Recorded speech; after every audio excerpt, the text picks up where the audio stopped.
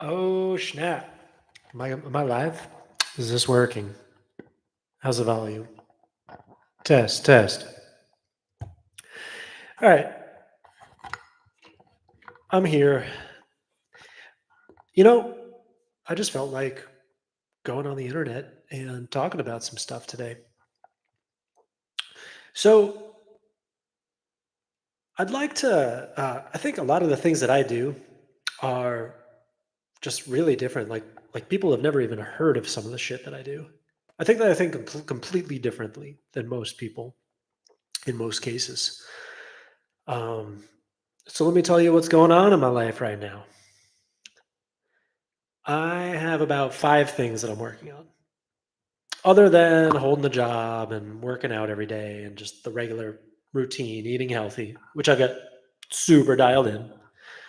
I am learning to speak Spanish, so I practice every day in my car, and I bought a book in Spanish, and I'm reading it and translating it because I also have the English edition. So I hold the 2 books in my hands like a crab, and I look left to right, try and figure out what's going on. I'm finding this exposure is very helpful. I also chat with the cleaning lady at my work like every night. She's from El Salvador, so we just kind of chop it up, talk about life, and I practice in the car. And that's about, as much practice as I have time for in a day. Pretty much going around LA, like anytime I see someone who I think Spanish is their first language, I'll just give it a shot and I'll say, uh, habla español usted or something like that, and see if they respond. Opposed to the like the white guilt perspective that like there's something wrong with that. The experience that I have is that people are stoked. They're like surprised. They're like, "Oh shit, you know a bit of Spanish?" And I'll tell them, "Yeah, yeah, I'm learning." And I mean, 10 out of 10 times, the reaction I get is like, "Oh, cool, you know, great. You're interested in the language that I grew up speaking. Cool." Most people don't even ask why. Or if they do ask why, I just tell them, "Yeah, I went on vacation to Colombia." And they're like, "Yeah, awesome." You know? If they're, like, from Mexico or something, they'll say, "Have you ever been to Mexico?" I'll say, "Yeah." You know? So, it's one of these things where people make a big deal out of they make a mountain out of a molehill. There's nothing there. There's nothing really there for you to worry about. Um, it's just people talking to people. And what really matters in the end is your intent. That's what matters. Intent is what matters. And I think when you go on the internet and the whole like woke culture, cancel culture thing, people what they do is they project their foul intent on you. So they might say like, "Oh, that's cultural appropriation," or like, "Oh, that's you have privilege," and blah blah blah. And like those people, um, they are taking like their warped perception of reality and putting it onto you. They're trying to put it on you. They weren't there when you were chatting with the cleaning. Me and the cleaning lady love each other, by the way. Like she's like my Los Angeles like mom or something. Like we like buy each other gifts. I get her chocolates. She's got me a bottle of wine for Christmas. She asks me about business decisions. So yeah, we're cool. But anyway, what I was trying to tell you is that what matters is your intent. It's your intention. So, if your intention is just to chat with someone, like just to talk, to mutually connect, to practice speaking a language. I mean, most people are open to that. Most people are social. They like talking. They like people. People like people when you're face to face, when you look them in their eyes, especially if like you're living a life where you have a relatively good, let's say, aura. Okay. And I'm just saying, like, relatively good. Like, you might have all kinds of things that you fucked up in your life, but as long as like your intent is good enough most of the time, people are gonna like you. In fact, your intent might be like pretty like mid or below, but if their intent is good, you're gonna rise up to their level. They'll pull you up. Um, because positivity is so much more powerful than negativity. And the evidence of that is that the world works somewhat. Okay. If you go out on the roads, people aren't crashing into each other constantly. People aren't constantly harming each other and stealing from each other. Yeah. I mean, that does exist. That does exist in a lot of places. But, um, there's more order than there is chaos. Otherwise, we as a species wouldn't be here. You wouldn't see all these cities and airplanes and roads and bridges and tunnels and schools, whether you like them or not, and various organizations and food in the supermarket, and a system that is broken on a lot of levels, but that still it has an impressive level of order and cooperation. And that comes from the positivity. That comes from the fact that positivity is more powerful than negativity. And so you do hear about tragedies, wars, injustices, and that's real. Those do exist, right? But it is less so the norm than what is the cooperative and positive side of human nature. All that to say this, I like speaking Spanish. Next thing is I'm taking improv acting classes. So one of the reasons I'm doing this right now, um, just felt like I could stand to become a little more socially outgoing, because my work is in the field of engineering. And although engineering can be rather social, because engineering is like a team sport, love seeing myself in my projector in the background, by the way. My projector, which I mounted and everything because I am an engineer. But anyway, um, yeah, you spend a lot of time being really detail oriented as an engineer and analyzing things. Especially, I'm an engineering technician, just slightly more social, but it's hands-on measuring things. Yeah, for any engineer. Okay, so you spend that much time with that part of your brain, that like logical, detail oriented, everything needs to be perfect part of your brain, mathematics, spreadsheets, charts, reports. Sometimes the social charisma can start to slip and you're not talking to people that much. And then compile that with the pandemic, living in a city like Los Angeles, where at times it can be hard to connect with people. I think LA is notorious for that. Like, it can be a little bit difficult to, form community here. And you might find that your social charisma is starting to slip. So, yeah, I'm taking these improv acting classes, and they're fucking rock.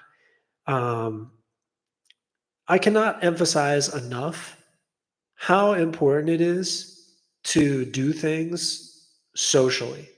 So I could get like the online course on how to do improv acting and like practice by myself in my house.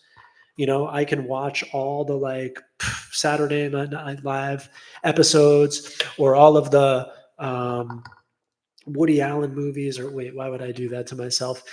Um, I could watch Key and Peele sketches all day, and I could like sit here and make like finger puppets and practice, which is one of the exercises, by the way.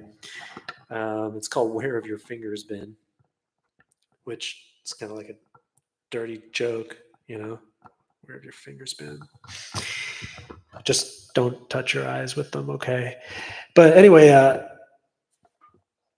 The amount that you're going to improve as a result of being in with a group of people who you get feedback, you fail, you get support, you like each other. Maybe at times you rub each other the wrong way. Then you see them after class and you're like, hey, I hope that was cool. And they're like, no, it's totally cool. Things like that. There's so much more growth that happens than anything that could ever happen alone in your apartment. Cannot emphasize this so much enough. You need to be around other people. And especially, like, the teacher facilitator is like a master improv artist. And just being in their presence, you learn and you absorb from being in their presence. I cannot emphasize enough the degree to which people learn through social osmosis. You get it? Osmosis, like when fluids enter the cell, they call that osmosis. Like we have cells and fluids make their way into the cell and the cell absorbs the fluids. Osmosis. Okay. You absorb from the ether, from their personality, from their experience. There is so much that is inferred from just eye contact, from just a slight change in your facial expression. We know so much just from that.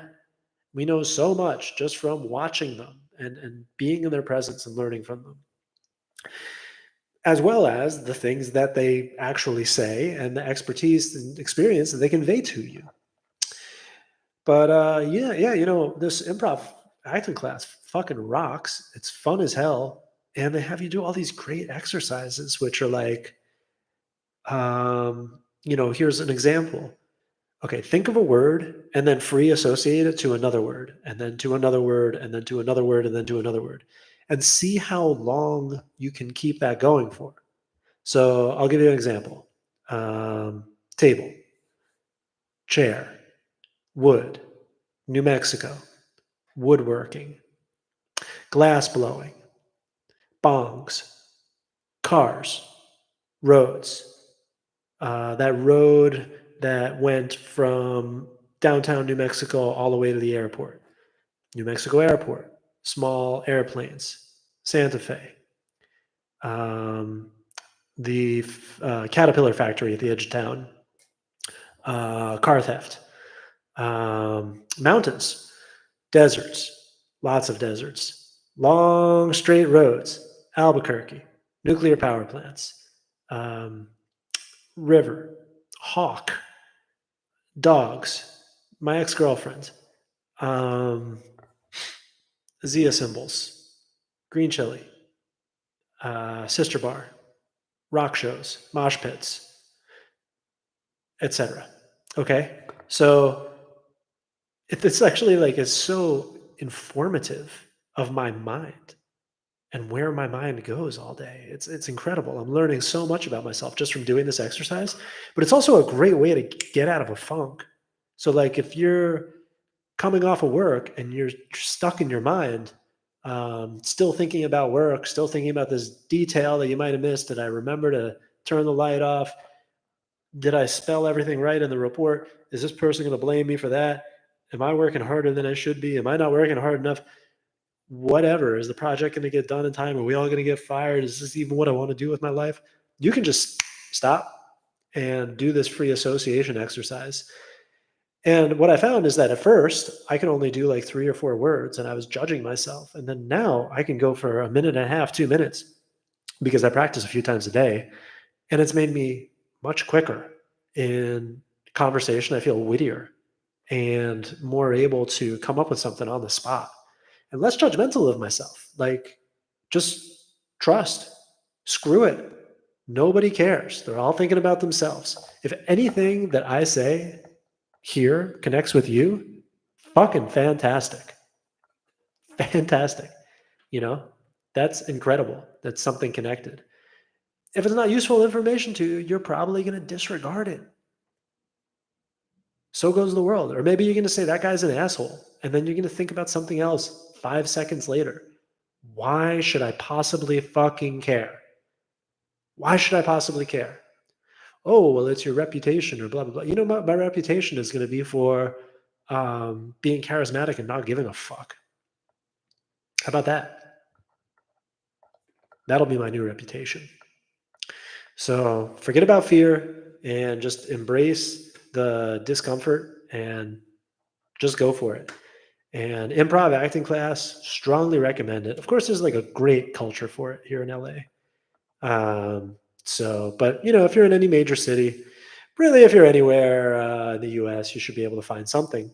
But probably if you're in like New York, Chicago, or LA, you're going to find a great culture for improv and embrace it. It's worth the investment for the like $414 or something that I spent. Definitely, I've done a lot of different kinds of courses and therapy and breath work and parties and weekend retreats and festivals and ayahuasca ceremonies and all kinds of shit. And I'm just telling you, this is a fantastic value. And not to say that any of the other ones aren't also fantastic values. Most of them are, but yeah, you try maybe 10 things and maybe 2 or 3 are just like absolutely great, and then like 2 or 3 are like pretty good, and 2 or 3 are like passable, and then maybe like 1 or 2 is like not that good.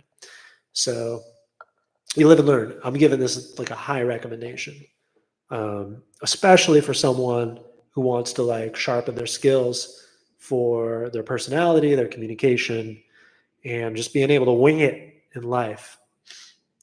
All right, so that's number 2. Number 1 was Spanish. Number 2, I got the improv acting classes.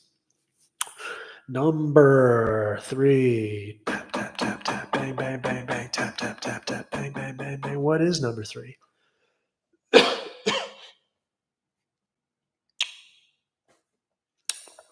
I want to like go over to my vision board and check it out. Oh yeah, lucid dreaming.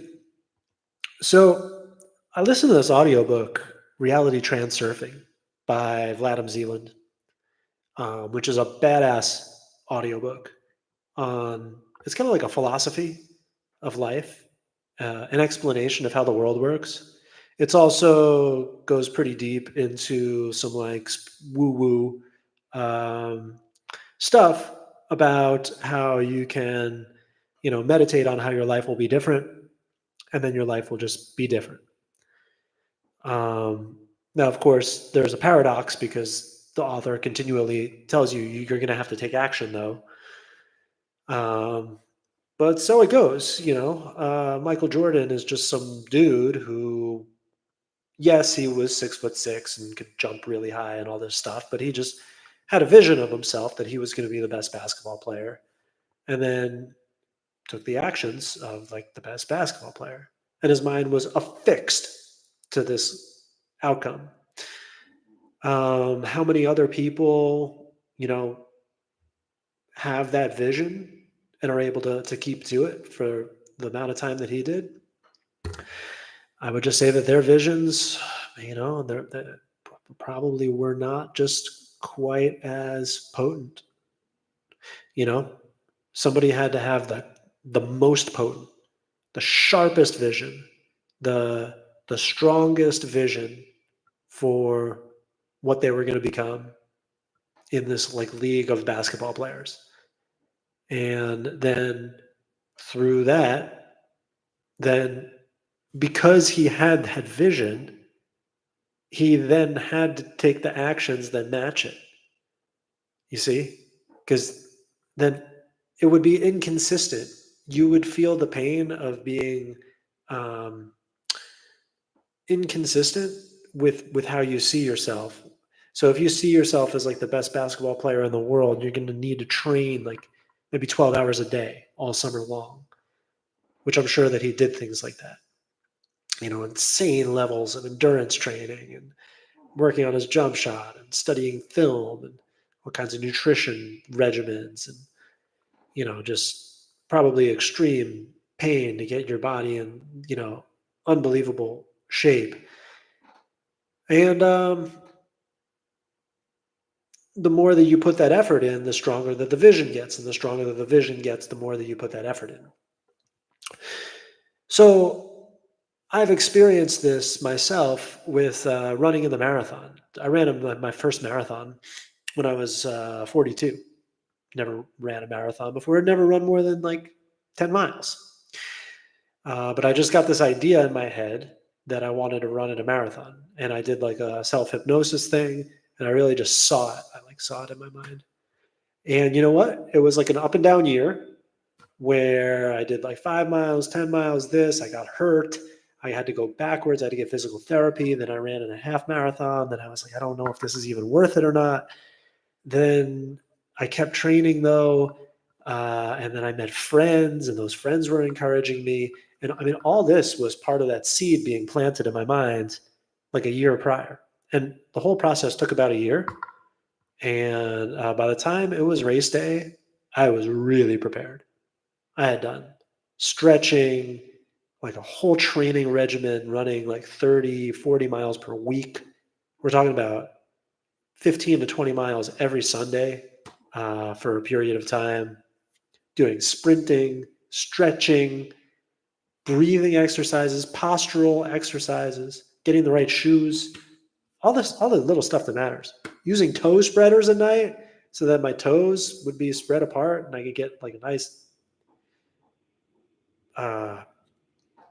inflection on the ground with my toes, because that matters. It all matters.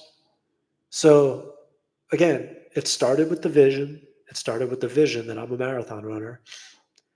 And then I took some action, and then the vision got stronger, and then I took some more action. The vision got stronger, and the vision got so strong. Now I want to tell you a story about this. About 3 weeks before the race, no, it was maybe a month, maybe 3 weeks. Okay. At this point, I was getting really tired of training. I was training a lot, and I wanted to get a sub 4 time in the marathon, which is the mark of like that you're a pretty damn good runner if you get sub 4. That means you're running like less than 9 minute miles the whole time, the entire marathon, including when you need to like stop and pee or drink water or like eat a banana or whatever you're doing along the way. So yeah, you got to be like booking it the whole time to make that. And I wanted to get that 4 times, so I was pressing in my training.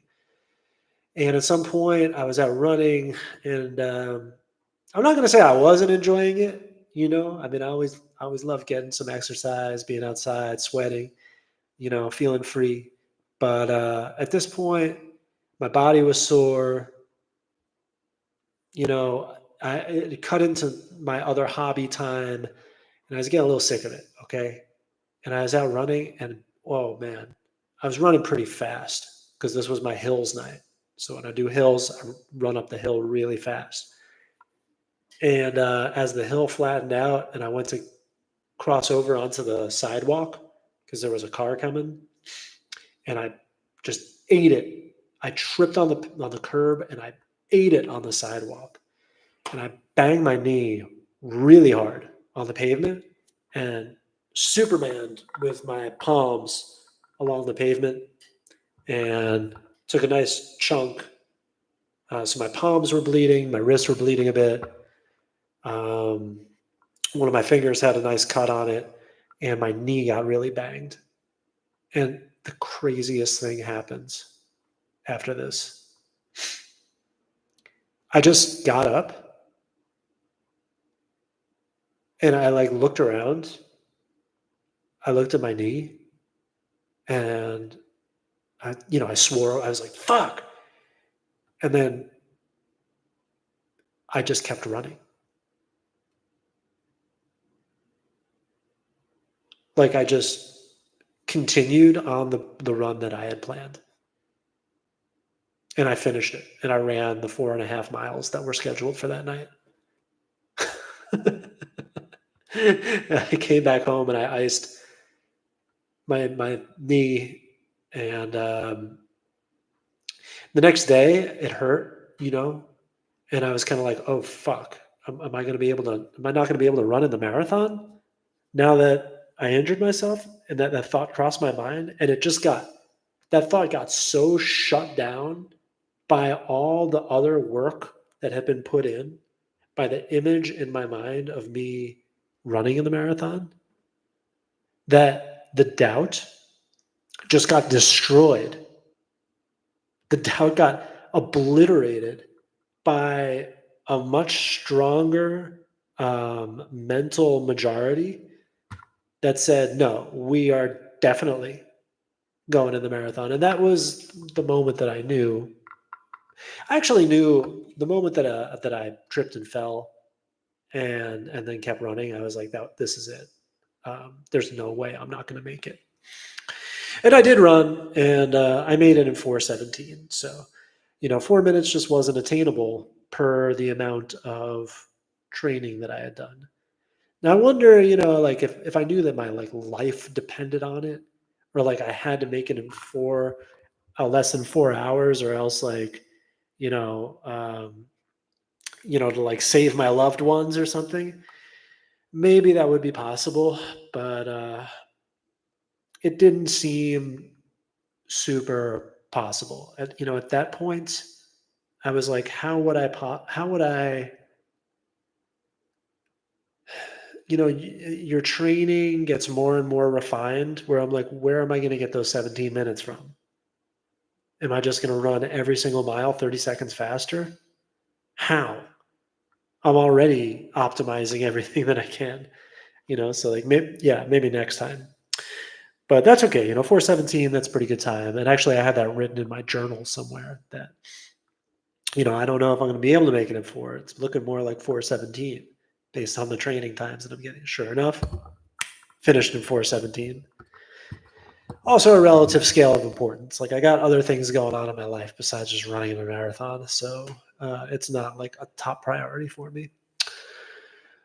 Okay, but I say that to say this. The author of Reality Transurfing um, basically is saying that everything is like that. So you can be a millionaire with the same approach. You can marry a model if you want to put yourself through that. Uh, well, actually, I can't speak for all models. Maybe some of them are awesome, but through that same approach, you can do that. You can become a very great physicist. You can do whatever through that same approach.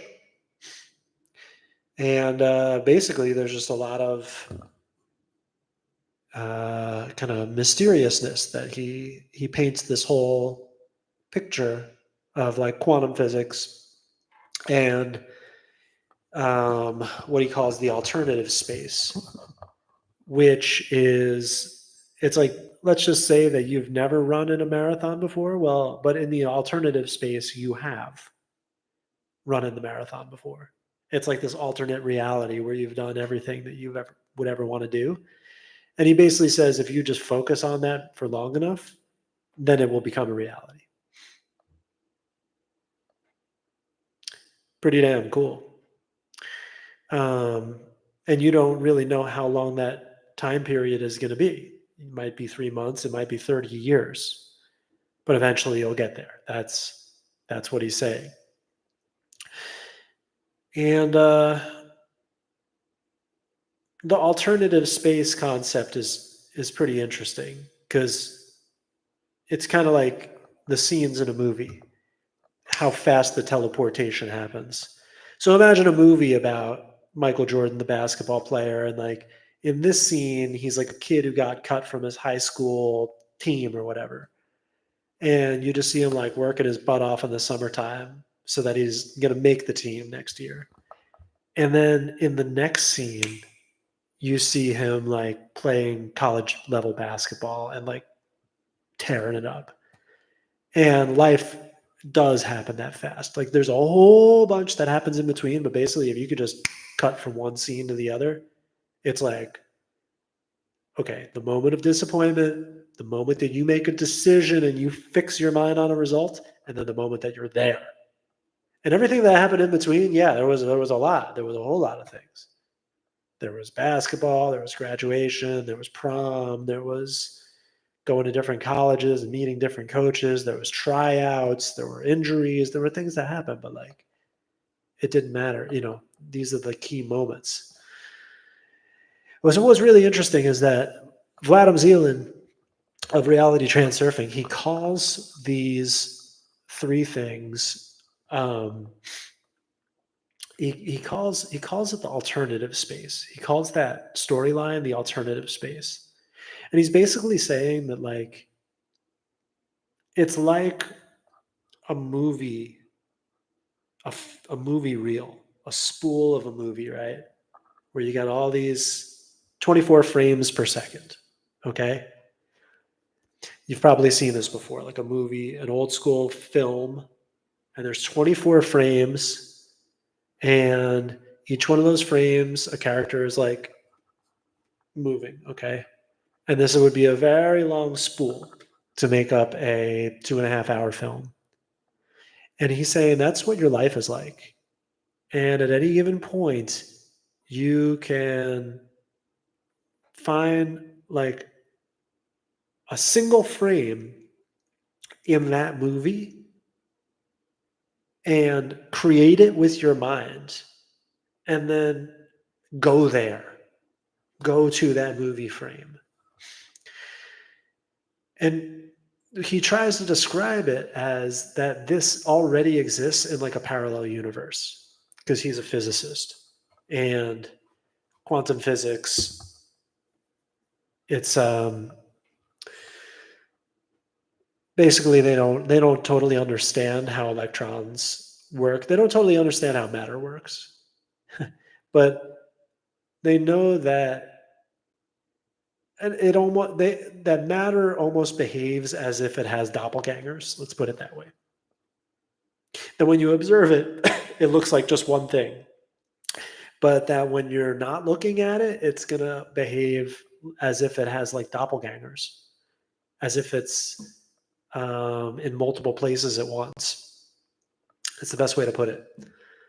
So there's all kinds of quantum, mechanical experiments where electrons are measured.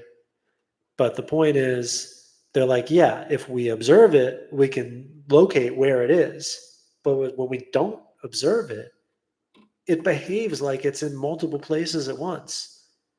So they just don't get it, right? And so you'll hear this as like reality transurfing, quantum leaping, etc. The idea is that you can just jump from one place to another very, very quickly by kind of connecting with your doppelganger who's already there. Okay? And so the reality transurfing theory on dreaming is really far out. He says that dreams are not this creation of our mind like Western psychology believes. And even like to some degree, Tibetan interpretations of dreams, which are super interesting. But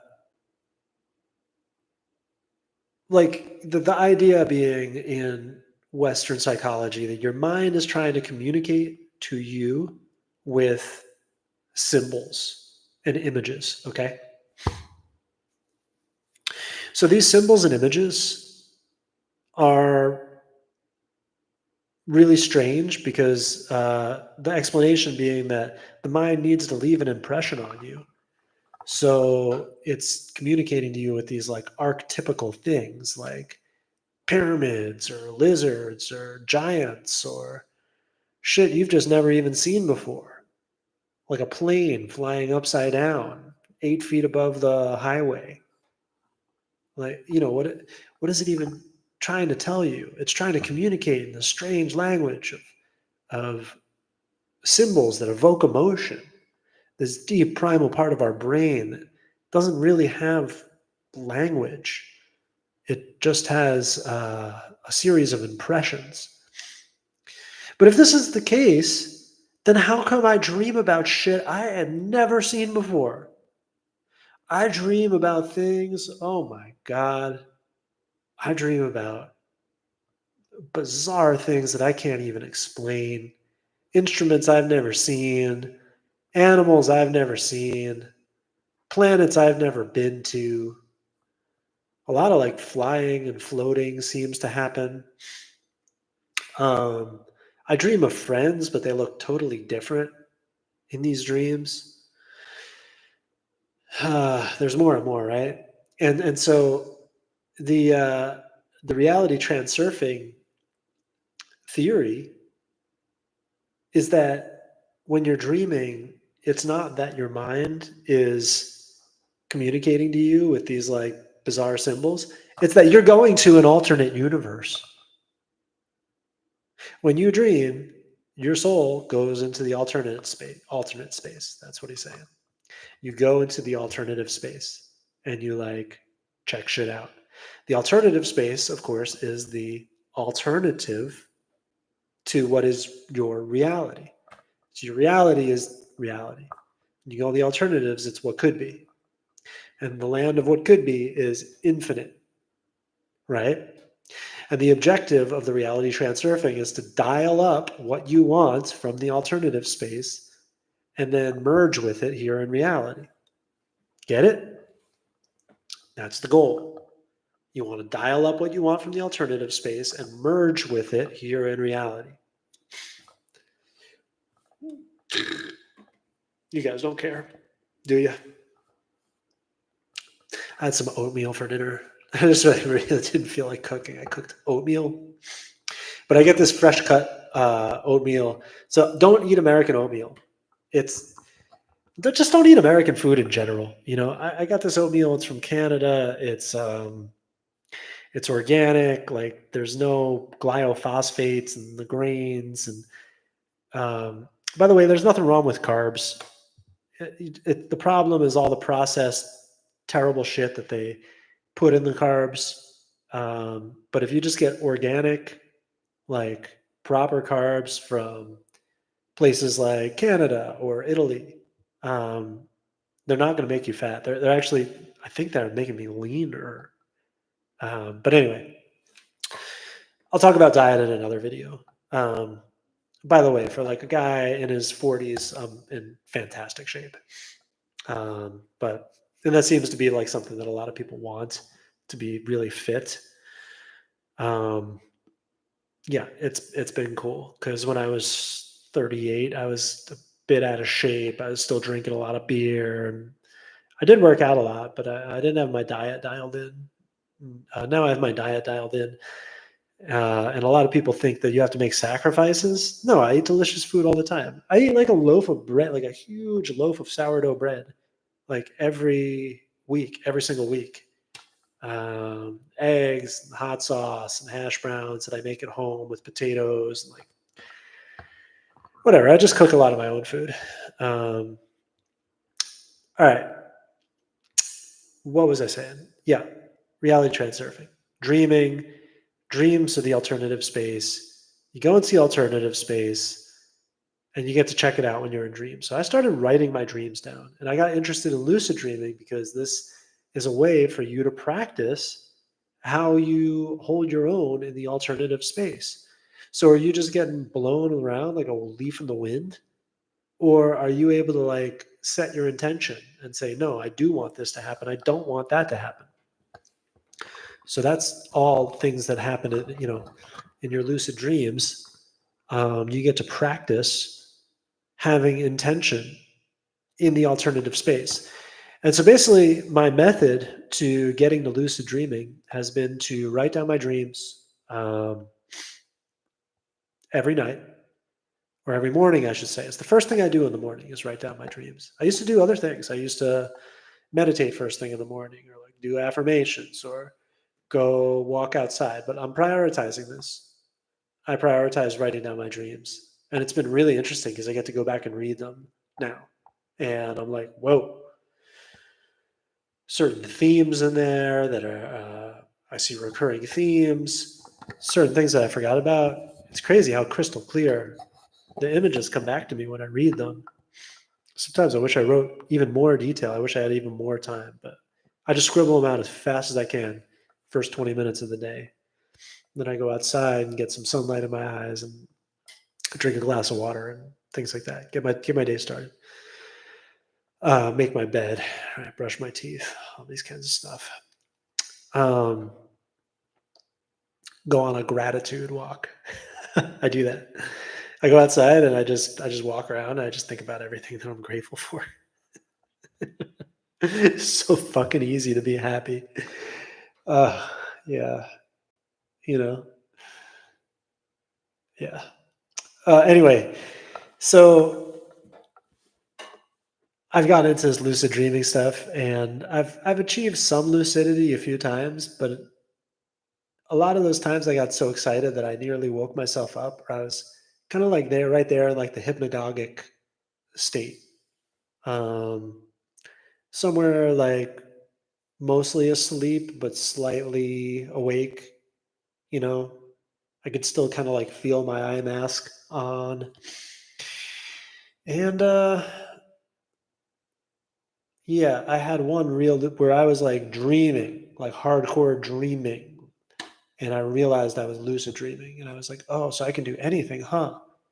I can play this instrument over here, and just like an instrument appeared, and it was this kind of like a electric dobro that I played with a slide, and then somebody was playing drums in there too. So I didn't have total control over every detail of the dream, but this thing was fucking sick. And I'm like,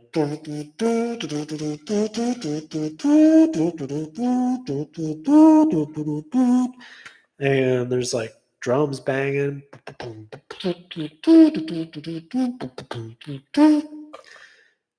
Yeah, it makes a otherworldly sound, really tinny, and all the notes like decay. They have this like it sounds like they're happening in a metal can in a pleasant way, and then they decay in this really interesting sound. So that's one thing is that I was like rocking this instrument. I just basically thought instrument, and bam, it was there. Another thing is I was observing this football game, and I was like, huh, I'm watching a football game, and I'm aware that I'm dreaming. So if I'm really dreaming, I could just make that player like float over all the other ones, can't I? And like the guy carrying the ball just like lifts up off the ground over the entire other team and lands. And I'm like, wait a minute, I could just make this guy float out of the like stadium. And so I did. It's like flew out of the stadium, and then I'm like, now I'm gonna have him land in the end zone, right on that like big navy blue and yellow O in the end zone, and he did. And I woke up, and the first thing I did was like pump my fist. I was like, "Yeah, yeah, I did it. I had a lucid dream." So could have been something a little bit more sophisticated, or I don't know. But hey, I'll take it. I'll take it. I'm excited about that. So, I want to practice working with intention in lucid dreams. And I got this other audiobook, the Tibetan Book of Dream Yoga, and it's really far out. Um, yeah, they highly encourage lucid dreaming. So they're not of the philosophy that you need to just let your unconscious mind do its thing. No, they're like, you need to merge your conscious mind with your unconscious mind. That's the goal until they're just the same thing, basically. And that's a lifetime of work. And one of the most important things you could do is to learn this discipline of dream yoga, where you're going to start lucid dreaming.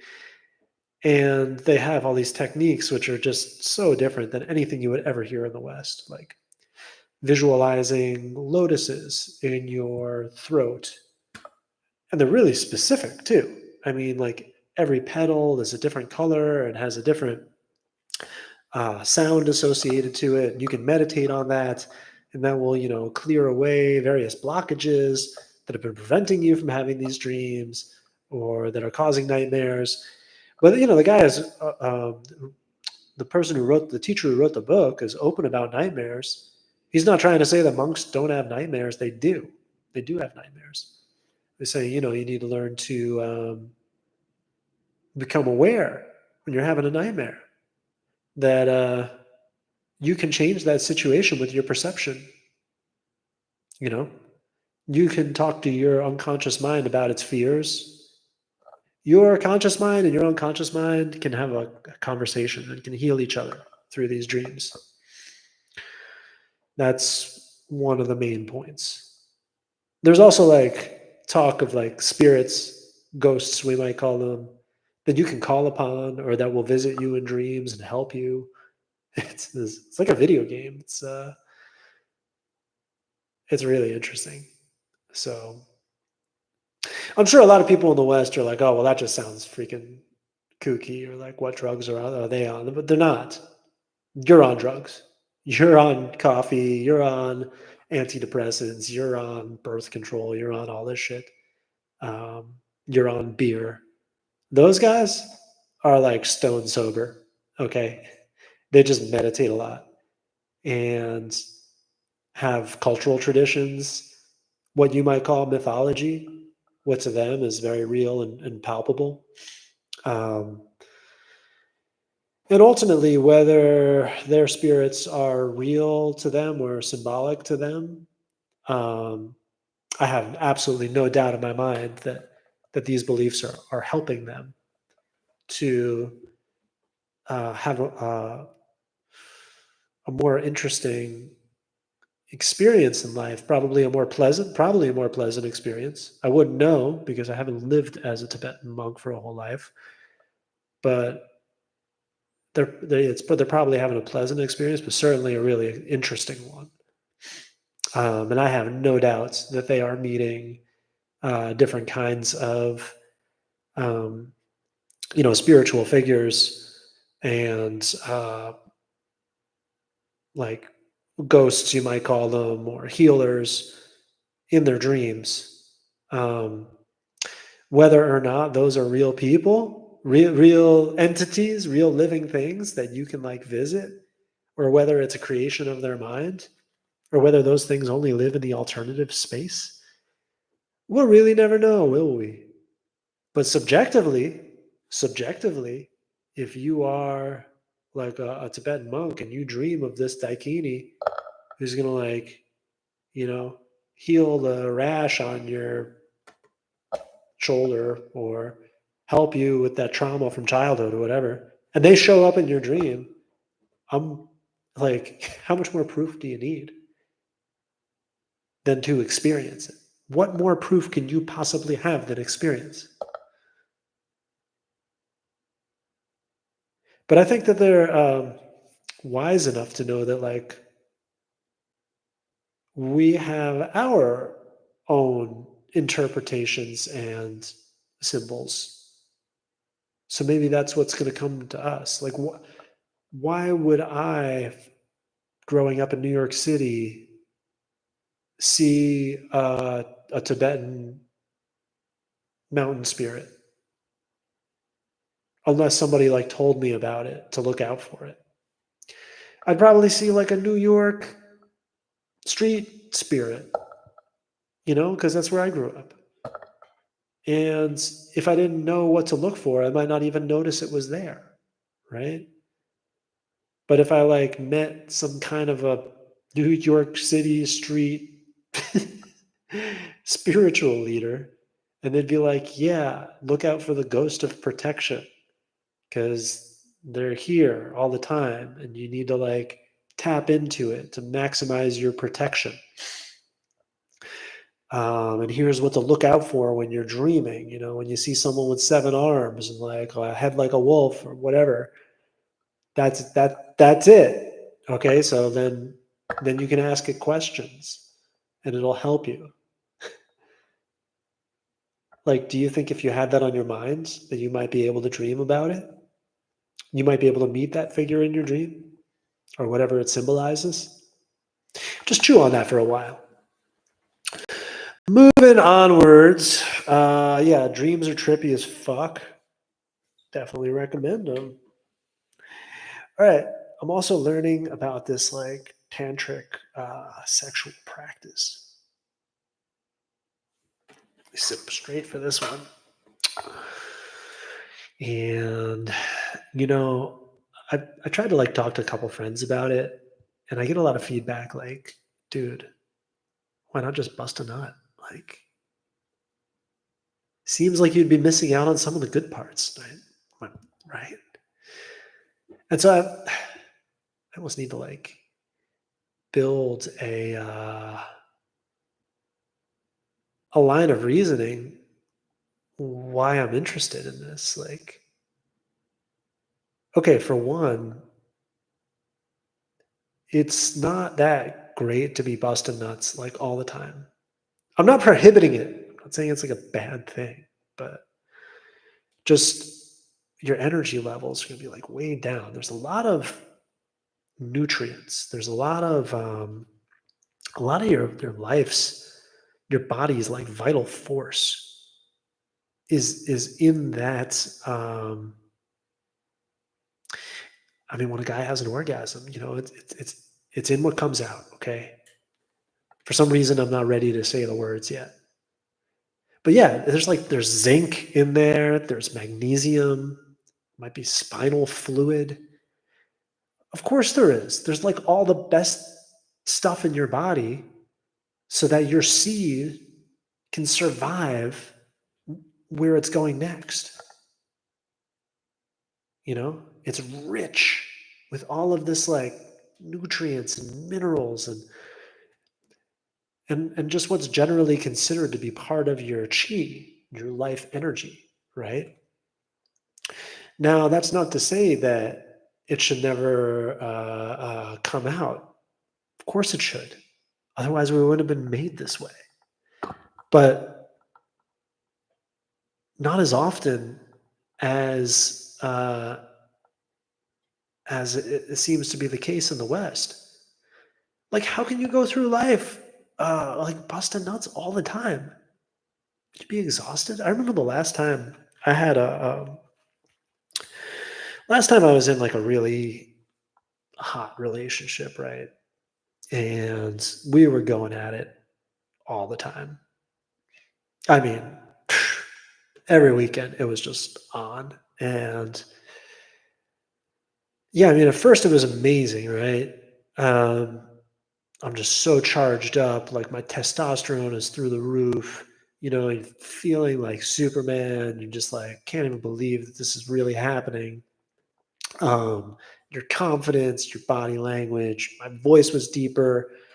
There's like so much positive benefit at first, but then I noticed because I have experimented with drugs and at times been excessive with drugs in the past that it was very similar in that after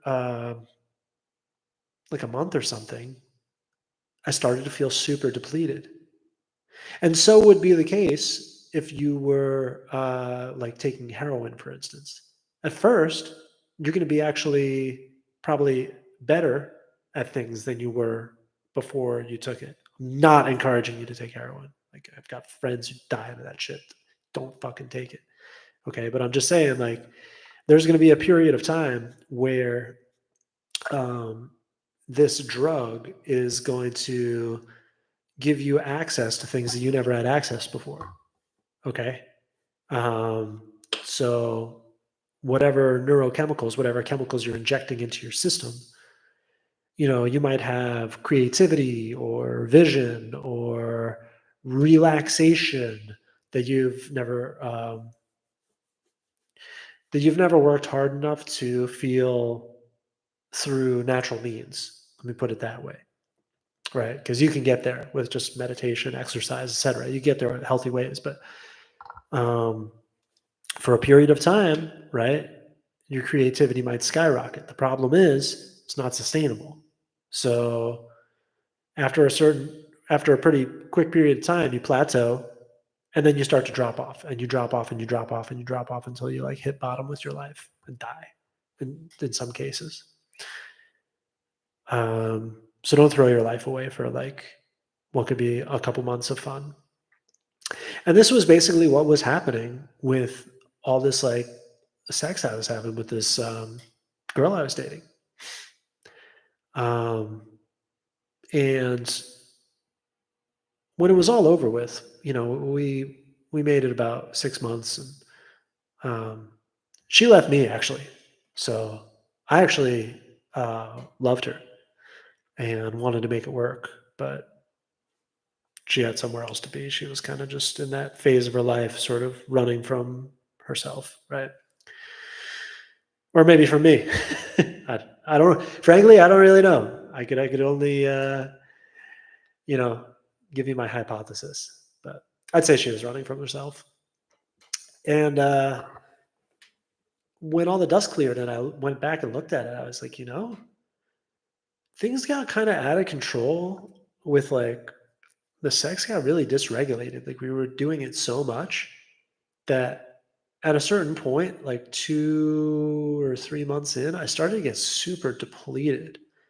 And I was like needing a ton of coffee just to even function. And then that coffee was making me really anxious because I had all this caffeine in my system. And then I was smoking cigarettes to like try and come down from the coffee. Um, and I just lost myself in all of that stimulation. And I was depleted. I was physically depleted. Like I didn't feel as strong and healthy as I do right now.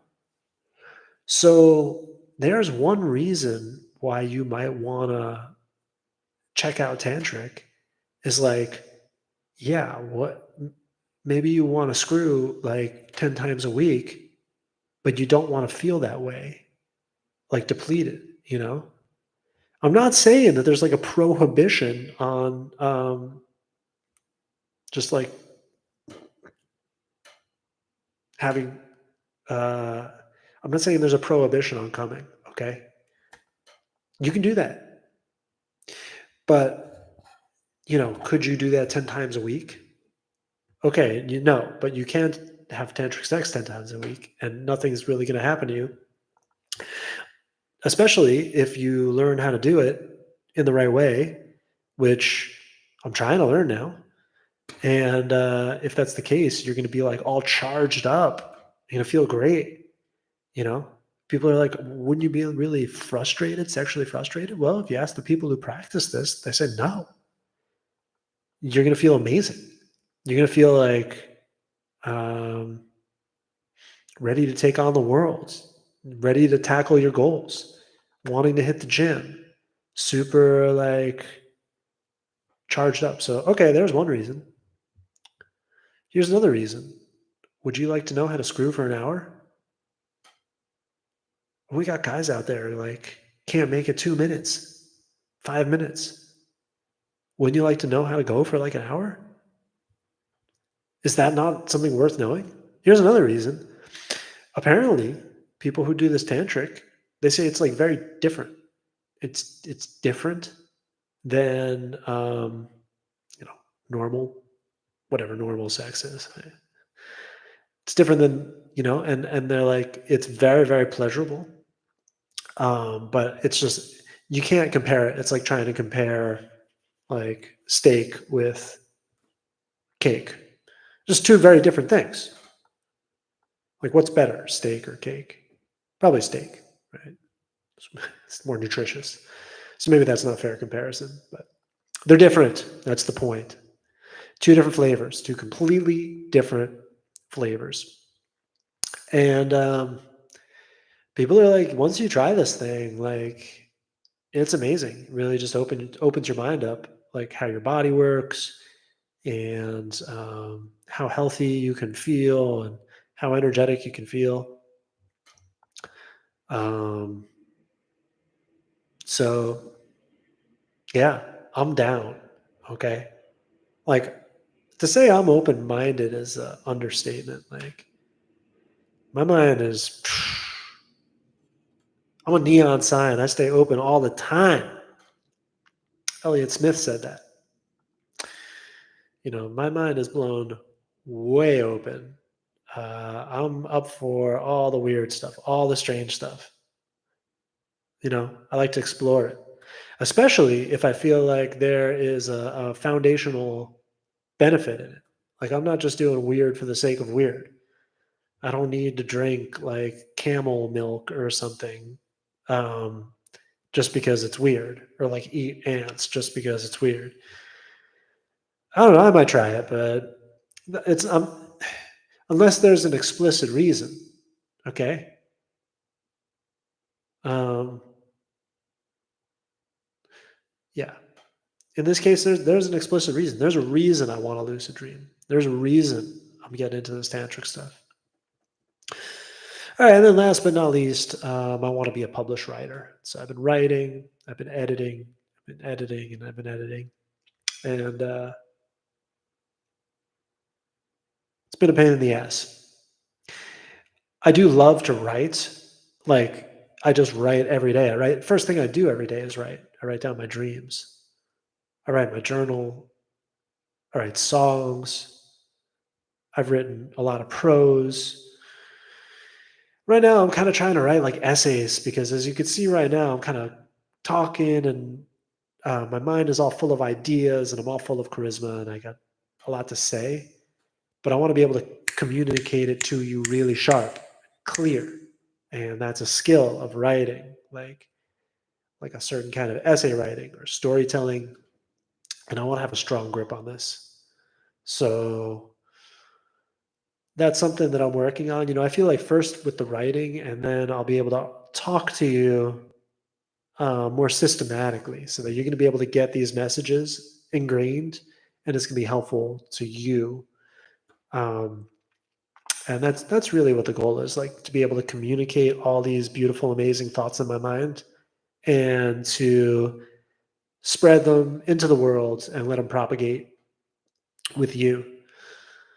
Now, um, I just want to say something before I go, and it's that I was at work this week, and when I get in work, I do my best to like not invest any of myself into it, just to like have a separate kind of work self, um, to rent myself out, as they say in reality transurfing. Why? Well, yeah, I mean, I gotta pay the rent. I mean, I like the benefits of having my weekends off and my vacations and the health insurance. I mean, I have to. I really have a choice right now. And it's not good to be in a position where you're not making money, especially if you don't have like a very big savings. Why? But you don't want your back to be to the wall ever. And the reason is because then shit's going to be too important to you. Like whatever I'm doing right now with this live stream doesn't mean anything. I'm just fucking talking. But you don't want to put yourself in a situation where like it's too important to you, where where it matters too much. That's a problem. Um, because the more that it matters, you get a weird attachment to it and you can like self-sabotage. So you want like a knowingness. Um, Basically, it's easier to attack the world when you have your basic needs met, to put it that way. All right, so I'm at work and I'm working my butt off on these projects, and yeah, there's certain emotions around that. I mean, certain other people aren't like carrying their weight, and I am carrying my weight.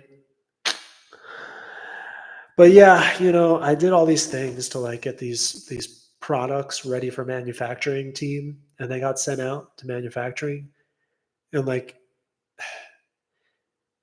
I'm putting a lot of experimental software on there, stuff that I didn't develop, and I'm just kind of like taking little directions from all these different teams, and like bringing it all together in a gumbo, and just trying to make this thing work because everybody needs it done now, and it's tight schedule and all this stuff.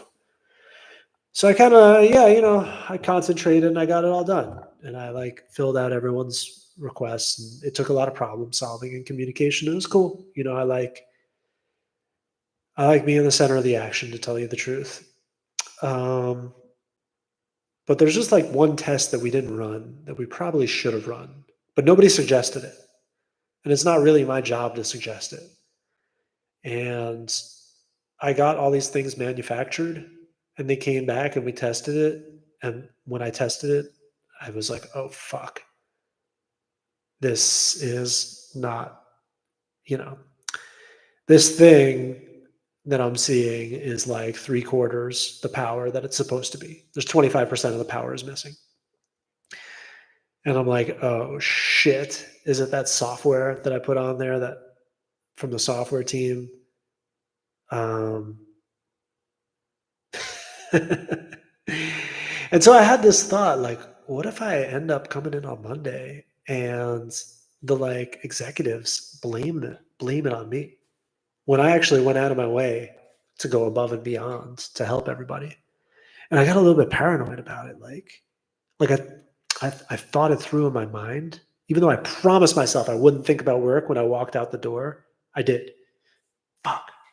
But anyway, um, and I got all defensive about it in my mind. So in my mind, like the like top leadership of the company are gonna like have this meeting and be like, Evan, like you screw this up or something.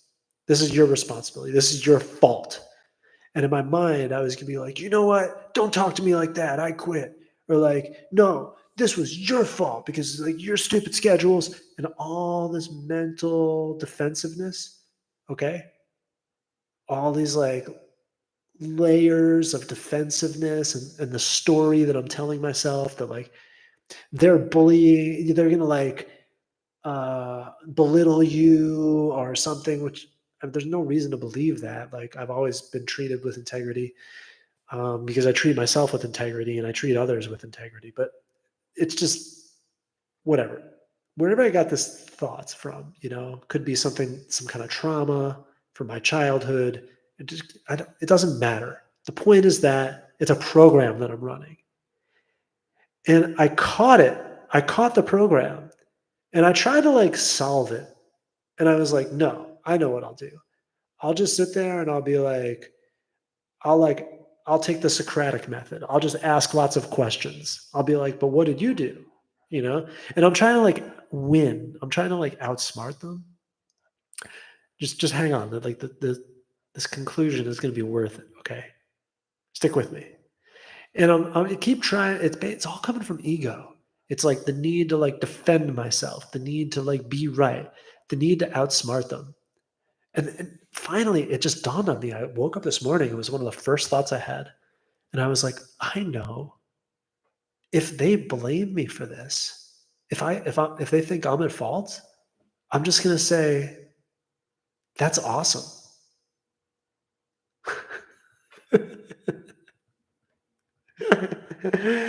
Total reframe. And then it's like, well, what's awesome about it, Evan? This is gonna cost the company so much money, so much time. And it's like, that's awesome that you guys think that I'm that important. That I could be responsible for the failure of this project. Like you must think that I'm incredibly important if you're gonna blame me for this. Can you like do you realize if the failure of this project is my fault, then you're basically saying that I'm like one of the most important people in the whole company. That rocks, you know? Love that. As far as like what did I do? I went above and beyond to like execute the needs of like 3 different engineering teams. Why those engineers don't come into the office and do it themselves, I don't know, but I fulfilled their requests.